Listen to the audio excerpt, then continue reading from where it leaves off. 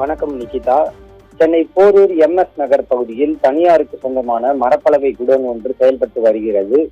இந்த மரப்பலகை குடோனில் அதிகாலை நேரம் திடீரென தீ விபத்து ஏற்பட்டது.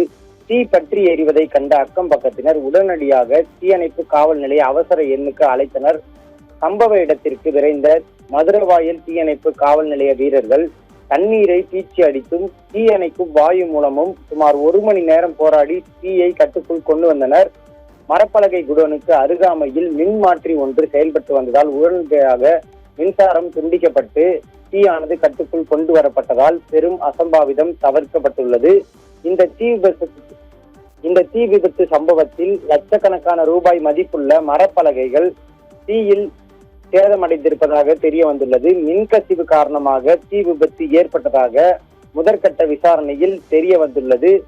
தீ விபத்து ஏற்பட்ட சம்பவத்தில் யாருக்கும் தீக்காயமோ அல்லது உயிர் சேதமோ ஏற்படவில்லை என்பது குறிப்பிடத்தக்கது. மேலும் இந்த சம்பவம் தொடர்பாக போரூர் போலீசார் தீவிர விசாரணை நடத்தி வருகின்றனர். விவரங்களுக்கு நன்றி சக்தி சரவணன்.